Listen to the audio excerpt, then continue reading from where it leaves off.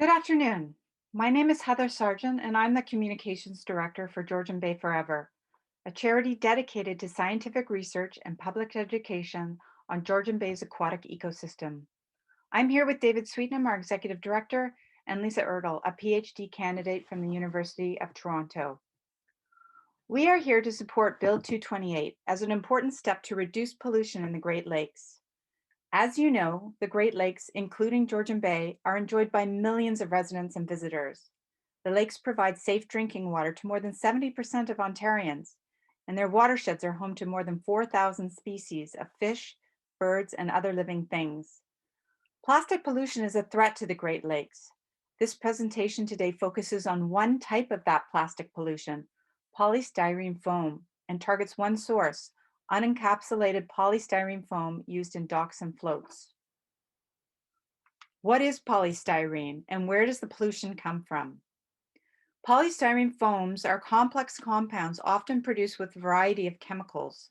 The base ingredients, benzene and styrene, can have toxic effects and can leach into the water.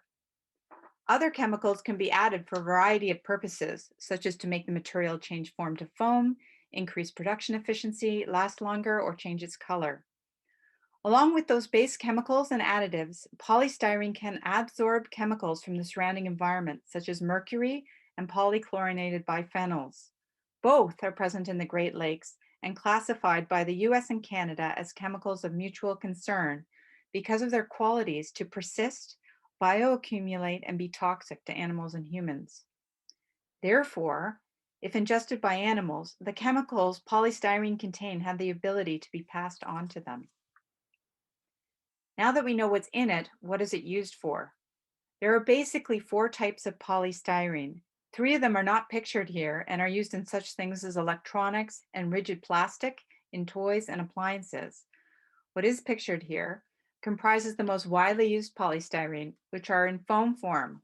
There are two types, expanded and extruded, both of which are currently in use for floating docks because they are moisture resistant, light, buoyant, and inexpensive. Unfortunately, polystyrene foam has been sold unencased or unencapsulated as flotation for docks, as you can see from this example. That has led to litter in our lakes and on shorelines in both forms, expanded and extruded, which you can see from this zoomed in shoreline photo.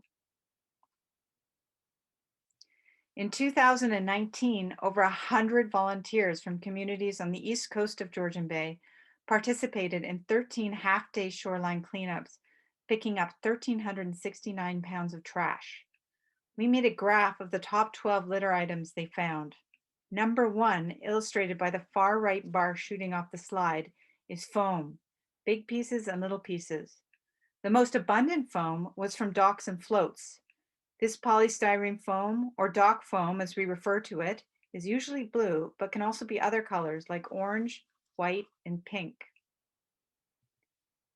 You'll notice from these two shoreline cleanup examples that I'm about to get into that the sizes range from large pieces as big as hockey bags to smaller pieces the size of wood chips.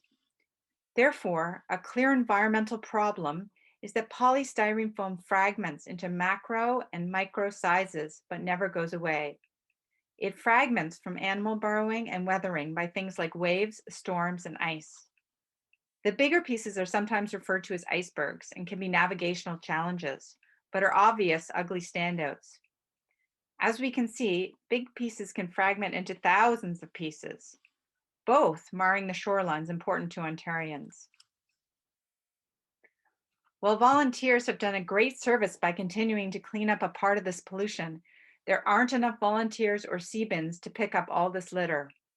The small scatter pieces are especially challenging. Furthermore, when these fragmented litter pieces are cleaned up by volunteers, they are disappointed to hear that these go to landfill.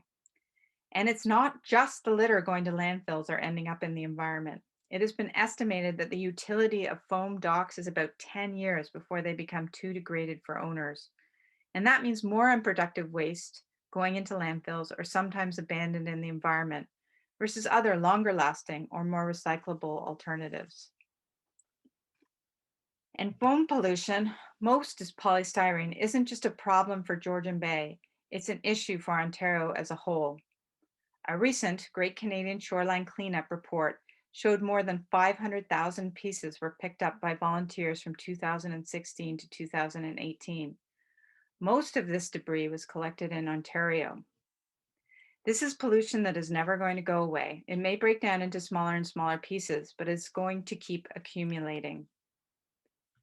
What can't often be seen or picked up is the microplastic size pieces less than 5 millimeters in size. That's about the size of a peppercorn or less. These can be ingested and have impacts on wildlife. Studies in the Great Lakes show microplastic and foam ingestion contamination in some bird and fish species. For example, a study showed that the double-crested cormorant was feeding plastic, including polystyrene foam, to its young. Outside of the Great Lakes, in the wild, polystyrene foam was found in the stomachs of several fish species, birds, oysters, mussels, freshwater snails, sea turtles, and more. So it can be ingested, and when it is, wildlife is exposed to the chemicals of polystyrene that we've talked about, leachates and adsorbed chemicals from the surrounding environment. What can happen when they are ingested? Laboratory experiments show negative impacts of polystyrene when ingested by fish or other animals on growth, survival, feeding and swimming behavior, liver inflammation, and reproduction. In conclusion, the environmental impacts associated with the breakdown of unencapsulated polystyrene foam are significant. The litter is aesthetically unpleasing, and when ingested in microplastics form, it can harm wildlife. Let's work to reduce this source of polystyrene litter in our waterways by ensuring it is properly encapsulated in future floats and docks. We thank this committee, all shoreline cleanup volunteers, Georgian Bay Forever's Volunteer Dock Foam Committee, and its donors.